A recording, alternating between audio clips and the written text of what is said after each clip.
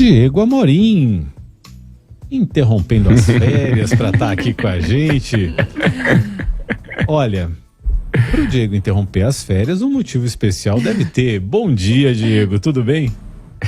Bom dia, Mauro, bom dia a você, bom dia, Ana, bom dia aos ouvintes da Nova Brasil em todo o país. Estou com saudade de vocês, estou tirando uns diazinhos de descanso, mas estou aqui nos estúdios da Nova Brasil FM em Brasília com o Paulo Artung. Eu estava tentando essa entrevista já há muito tempo, coincidiu, deu certo de ser hoje. Falei, não tem jeito, vou largar tudo, largar as minhas férias.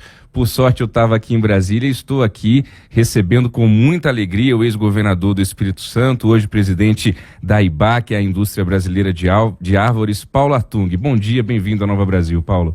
Bom dia, Diego. Alegria estar aqui visitando você nesse novo posto, né? Bom dia, Mauro. Prazer muito grande. Bom dia, Ana. Bom dia, nossos ouvintes da Nova Brasil. Alegria muito grande estar com vocês nessa manhã. Alegria nossa. Paulo Artung, que está em Brasília para lançar um livro, Mauro, Ana, ouvintes, que já foi lançado em São Paulo e no Rio de Janeiro e que hoje, a partir das 6 horas da tarde, vai ser lançado aqui na Livraria da Vila, no Shopping Guatemi, aqui em Brasília. Este livro que eu estou aqui em mãos, acabei de receber de presente do Paulo Artung, chama A Arte da Política Econômica, Depoimentos à Casa das Garças. Só tem fera aqui assinando artigos nesse livro, eu nem vou me atrever a citar um ou dois exemplos, senão vou ter que citar todos, viu, Paulo Artung? Mas diz pra gente, por gentileza, o que é esse livro, A Arte da Política Econômica? Esse livro, que nasceu como podcast e depois foi transformado em texto, ele, na verdade, ele pensava na formação dos nossos economistas. E ele fez a trajetória da política econômica no Brasil, da democratização para cá, né? Quem for ler o livro vai ficar encantado assim, de ver aonde nós estávamos na década de 80 em termos de política econômica. Eu brinquei outro dia numa entrevista dizendo que era uma verdadeira esculhambação. E é isso mesmo. Quer dizer, não existia Secretaria do Tesouro, não existia um órgão no Ministério da Fazenda administrando a dívida pública. O Banco do Brasil é quem operava a execução do orçamento da União. Olha e só. O Banco Central é o que fazia política pública de crédito agrícola no Brasil. Quer dizer, e é bom falar isso, Diego, porque mostra que tem muita coisa para fazer no Brasil. Tem muita coisa. Assim, eu sempre chamo a atenção da educação básica, que eu acho que é um dos maiores desafios que esse país tem. Mas tem muita coisa que nós endereçamos, né? Você olhar esse Banco Central lá da década de 80 e ver o Banco Central independente hoje. E é tão bacana, esses dias fazendo uma palestra em Buenos Aires, eu disse, o Banco Central independente do Brasil permite que a maior autoridade do país possa fazer crítica ao Banco Central independente e, ao mesmo tempo, está sendo beneficiado pela independência, por essa instituição hoje organizada, forte, no combate à inflação, que é um elemento muito importante, não só no Brasil, mas mundo afora depois da pandemia. Então, esse livro conta essa trajetória, experiências que deram certo, experiências que deram errado. Para chegar no plano real, nós tropeçamos nas próprias pernas em vários planos que deram errado. E é legal porque alguns dos operadores dos planos que deram errado foram os mesmos que operaram o plano real, para você ver que tem uma curva de aprendizado nesse processo. Então, assim, do ponto de vista de política econômica, eu não tenho dúvida. E quem tiver dúvida, olhe um país vizinho aqui na América Latina que vai perder a dúvida, né? Nós evoluímos muito. Evidentemente que precisamos evoluir em outras questões que são importantíssimas, como a questão ambiental, a sustentabilidade, que é um desafio desse tempo que nós estamos vivendo, né? Nós precisamos estabilizar as contas públicas do país, ainda que você não tenha essas contas públicas estabilizadas, é só olhar a evolução de dívida como proporção daquilo que a gente produz, que a gente chama de PIB. Então, assim, mas você tem uma evolução notável e esse livro demonstra isso, Diego. Pegando como gancho essa tua resposta, Artung, a gente está num país em que, vez ou outra, a gente escuta gente desanimada e desestimulada com a vida nacional, dizendo que vai deixar o Brasil, dizendo que o Brasil não tem jeito, que não tem mais esperança.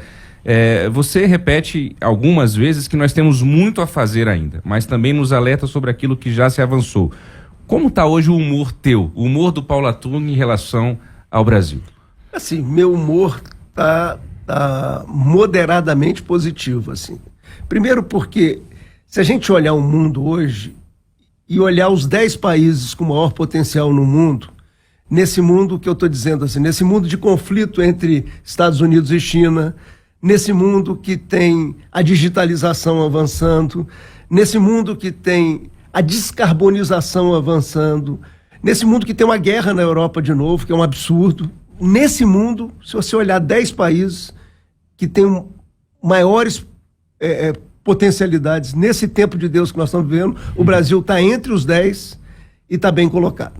Aí eu vou lá no Roberto Campos, não o Roberto Campos, presidente do Banco Central atual, mas no seu avô. Né? E lembrar da frase antológica dele, que ele fala que o Brasil é um país que não perde uma oportunidade de perder uma oportunidade, uma boa oportunidade. Sou eu que estou colocando isso aqui. Então, assim, eu tô assim, moderadamente animado pelas oportunidades que estão em cima da mesa para o Brasil. Eu leio muito, sabe? Eu gosto muito de história, gosto muito de biografia, de tudo que eu li, tudo que me contaram, de tudo que eu vivi, né? Porque eu sou um quadro que vivi o processo da democratização, exerci 8 mandatos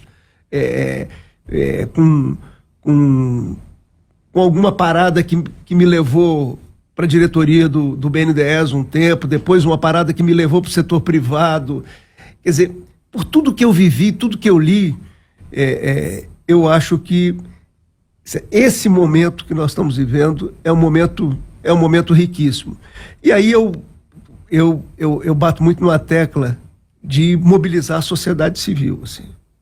Porque no Brasil nós temos o mau costume de esperar que vai chegar alguém, um salvador da pátria do dia para a noite. Não vai chegar. É só lembrar que nós já tentamos isso lá com Jânio Quadros, um Collor de Mello que está aí vivo. Não vai ter salvador da pátria. Eu acho que a hora importante para a sociedade brasileira é a hora que ela se convencer que quem salva a pátria é ela mesma. E aí ela sair de uma certa espera e passar a ter uma atitude militante e participativa. Eu acho que toda vez que a sociedade brasileira bota a mão na massa, ela ajuda a empurrar para transformar potencial em melhoria de qualidade de vida. Você vê o negócio da reforma da Previdência. Nós fizemos uma reforma da Previdência com apoio da população. Datafolha mostrava que a maioria da população brasileira estava apoiando a sua aprovação no Congresso Nacional. No mesmo período, os franceses tentaram e não conseguiram.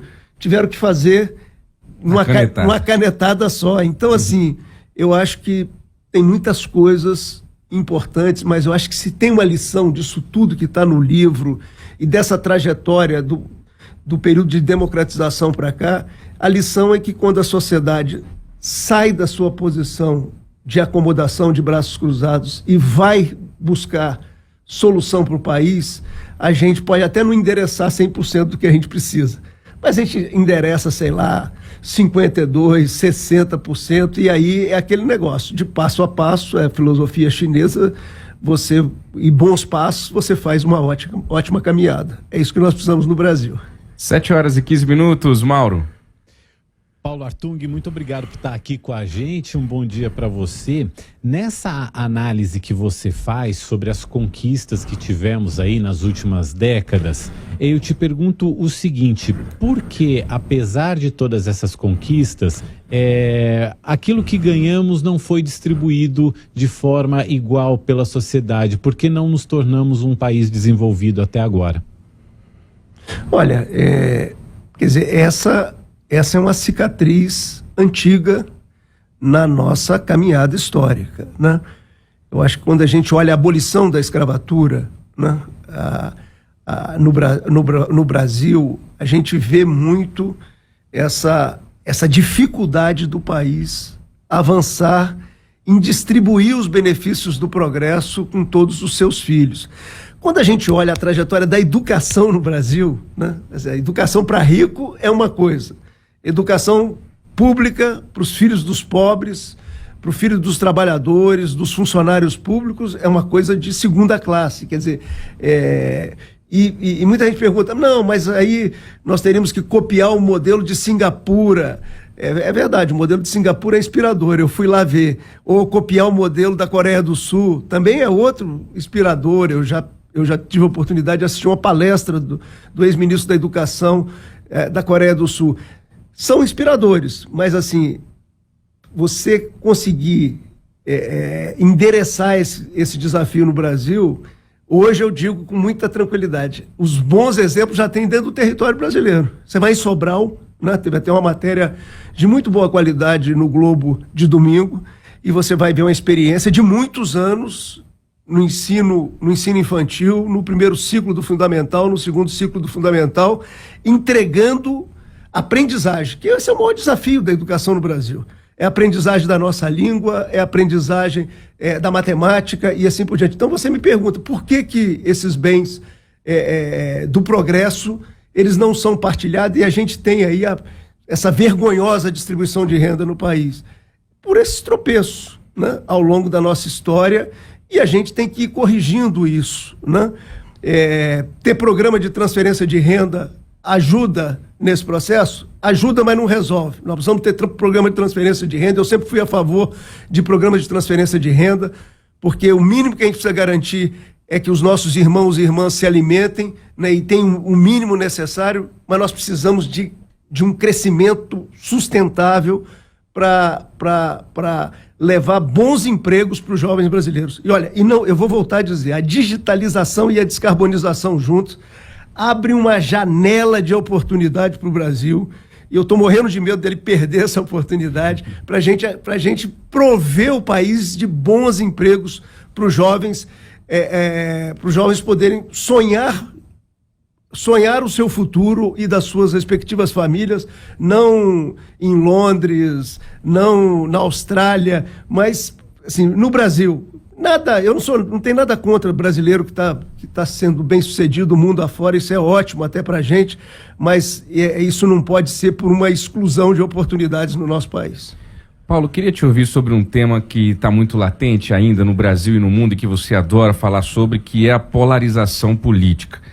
A gente teve nas eleições do ano passado, ali durante uns bons meses que antecederam o mês de outubro, o mês das eleições, uma tentativa de construção daquilo que ficou conhecido como terceira via, que acabou implodindo. Hoje eu converso com algumas lideranças políticas aqui em Brasília e o que eu escuto é: Diego, esquece isso. O Brasil é isso mesmo, é direita, esquerda, é PT e não PT, é Lula e Bolsonaro. Quem tentar fazer algo diferente disso não vai conseguir. O senhor vê alguma chance de nós sairmos dessa polarização? Assim, primeiro, essa divisão é a mais profunda da história política do Brasil. Muita gente fala assim, não, lá no getulismo, eu li muito sobre o período de Getúlio, tinha uma divisão similar no Brasil. Não é verdade. Não é verdade por causa disso aqui, olha, por causa de redes sociais. Então, assim, essa é a maior divisão. A pergunta que não quer calar é o seguinte: da eleição para cá, foram feitas ações para diminuir essa divisão do país? Na minha modesta opinião, não. Né? E precisava de vacina, vou usar a expressão da pandemia, precisava de vacina boa para cuidar, não que eu tenha a ilusão de que a gente vai superar um problema que é um problema do nosso tempo. Você vai nos Estados Unidos, você tem essa divisão. Sim. Você vai na Itália, você tem essa divisão. Você vai na França, você vê o que foi a última eleição francesa, você tem essa divisão. Então, Argentina, assim, que o senhor citou agora. Argentina, você tem a mesma divisão. Parece que são filmes que estão se repetindo mundo afora. Então, assim, então, essa é a primeira parte. Nós estamos vivendo no Brasil a maior divisão e pouca coisa foi feita para distensionar essa corda esticada, né? Eu chamo a atenção dos líderes brasileiros sobre isso. Você pergunta se fora desse mundo não há salvação. Eu diria que há salvação. E quem estiver nos ouvindo, escreve no boletim de ocorrência aí, olha, Paulo Hartung no dia tal disse que tem salvação. Porque assim, as tendências políticas não são linhas retas. Né? Assim, não tem esse negócio que vai ser assim daqui a 4 anos, daqui a 8 anos, daqui a 12 anos. Não é verdade. O vento muda, né? As condições mudam, abre espaço para outras forças políticas. Essa é a história da política, sabe? Você tem um vento predominante, mas ele tem uma duração determinada. Você vai vendo isso na história, por isso que eu gosto de ler história. Muitas vezes tem muita ficção, né, em biografia principalmente, mas mesmo com ficção, você de certa forma, navega naqueles tempos de Deus. Agora eu estou lendo o livro do Kissinger, né, já estou chegando no finalzinho, sobre liderança. Que aula espetacular você vê ali um grupo de líderes importantes no mundo e a sua trajetória e assim por diante. Então, assim, eu tô te dando garantia absoluta de que fora dessa polarização há salvação. É questão de tempo, de amadurecimento, de vento. O vento uma hora sopra para um lado, eu já vi de tudo, o vento sopra para o outro. Né? É só lembrar que, quer dizer, nazismo, fascismo, isso foi apoiado pelo povo, sabe? Os alemães, os italianos foram para a rua defender aquele momento. E isso passou. Você vai lá, visita Berlim hoje, vê os museus de Berlim, vê os marcos da cidade de Berlim e é um país que está dizendo, nós não queremos voltar àquele passado triste. Mas quando aconteceu, em função de muitas coisas, em função das condições que os alemães saíram na Primeira Guerra, da mão pesada que colocaram em cima da economia alemã e assim por diante. Quer dizer, mas o fato é que aqueles foram movimentos de massa e passaram, né? Eu acho que o que não deve passar, sabe, e precisa se aperfeiçoar são as instituições democráticas. Essas não podem passar. Isso tem que ser valor e valor universal, né? Mas só que elas não podem achar que, por ser valor e valor universal, elas podem ficar paradas nesse tempo de Deus que nós estamos vivendo, né? Aí eu vou lá no neném prancha, né? Quem se desloca recebe bola, quem pede tem preferência. Está na hora da gente, de certa forma, atualizar as instituições democráticas nesse mundo conectado que nós estamos vivendo. Muita coisa mudou e está mudando e velozmente. E não dá para as instituições da democracia ficarem sentadas achando que todo mundo tem que ficar idolatrando, né? Porque do outro lado é ditadura, é barbárie e assim por diante. Não, a democracia precisa passar por um processo de atualização em relação a tudo que está mudando no mundo. Desculpa, Mauro. Eu queria justamente pegar esse ponto da democracia tão importante que você levantou e estabelecer uma relação com o que você vinha falando sobre a economia. Porque todos esses avanços que a gente teve na economia que você relatou foram avanços no período democrático. E tem uma série de estudos que mostra que a democracia favorece o desenvolvimento da economia. Agora, você não acha que na medida em que esse desenvolvimento econômico não é partilhado por todos, uma parte da sociedade começa justamente a duvidar da eficiência da democracia? Olha, aí é uma pergunta que dá para a gente fazer mais uns 3 programas desses, né? mas eu vou tentar tuitar aqui para você. Quando a gente olha a China pós-Deng Xiaoping, né? Quando a gente olha a China, a gente vê o que é aquilo ali. É um capitalismo de Estado, né? É um regime de força e que tirou muita gente da miséria e da pobreza, né? Aquilo ali não tem nada a ver com socialismo. Aquilo ali é capitalismo de Estado.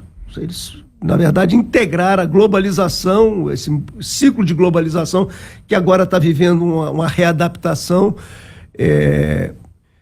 Assim, eles botaram a prancha deles nessa onda e foram longe em termos de benefícios auferidos pelos chineses. Então, assim, eu chamo a atenção, Mauro, que quando a pessoa olha para a China e eles fazem um trem-bala do dia para a noite lá, e olha aqui a burocracia que nós temos na democracia, os órgãos de controle, PPP, papapá, e as coisas não andam, e ainda tem corrupção, que as pessoas ficam indignadas com a corrupção, e com razão, né? Porque é dinheiro público, é dinheiro do cidadão indo para o ralo.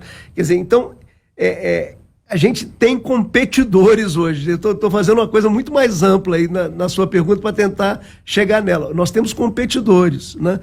Então a democracia, que é valor, é conquista da evolução da sociedade humana, ela precisa se atualizar, né? Inclusive na capacidade de entrega, né? Porque, assim, não tem WO nesse jogo. WO, para os nossos ouvintes saberem, é quando um time vai e o outro não vai. Aí fica sozinho em campo, ganha por WO. Não tem WO, tem disputa, né?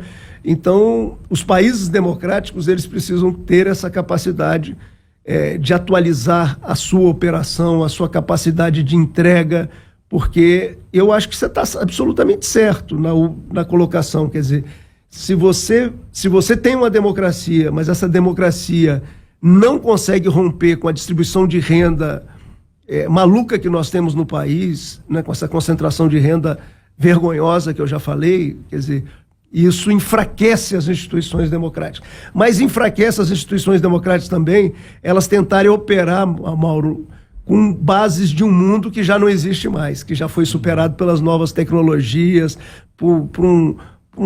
pelas novas conexões que nós estamos vivendo no mundo. Não sei se lhe respondi, mas é porque Respondeu. Você colocou um tema absolutamente complexo, né? Você imagina, quando que eu poderia imaginar que um populista como Trump ganhasse a eleição? E se bobear, vai ganhar a próxima, sabe? Nos Estados Unidos. Quando que eu ia imaginar que uma democracia consolidada como a americana fosse presenciar a invasão do Capitólio? Sabe? Isso eu não imaginava. E eu digo mais, assim, agora de exemplo também, agora aqui do lado. Eu leio muito sobre tendências, avaliações futuras e assim por diante, porque eu sou chamado para fazer muita palestra sobre isso. Então, assim, ninguém teve na sua previsão uma invasão de Capitólio. Isso é impensável, né? Assim, o 8 de janeiro no Brasil não é impensável, vamos combinar, né? Assim, não deve acontecer, nós devemos repudiar isso e assim por diante, com muita força, com muita energia, mas, assim, lá nos Estados Unidos, então nós estamos vivendo um tempo de muitas mudanças e quem é democrata e acredita na democracia precisa saber como defendê-la. E defendê-la é ela ter capacidade de ser percebida pelo cidadão com a melhor forma de disputa de poder e exercício de poder. Paulo Artung vai ter que voltar à Nova Brasil FM para a gente continuar esses debates, inclusive falar de questões climáticas e tantos outros temas interessantes. Finalizo só dizendo ao nosso ouvinte, sobretudo aqui de Brasília, que Paulo Artung está aqui na capital federal para lançar hoje às 6 horas da tarde, na Livraria da Vila, no Shopping Guatemi, o livro A Arte da Política Econômica. Paulo, obrigado pela visita, pela entrevista e até uma próxima oportunidade. Muito obrigado, prazer estar com vocês. Abraço, Mauro, abraço, Ana, abraço, Diego. Mauro, Ana, como diz... ouvintes, né? Claro. É isso. Como diz Galvão Bueno, eu volto em definitivo na semana que vem, hein? Então, bom finalzinho de férias para você, Diego. Muito obrigado ao Paulo Artung. Muito obrigado também a você que nos acompanhou em mais essa edição do Nova Manhã. Você fica agora com o jornal Nova Brasil. Até lá, até amanhã. Tchau, tchau.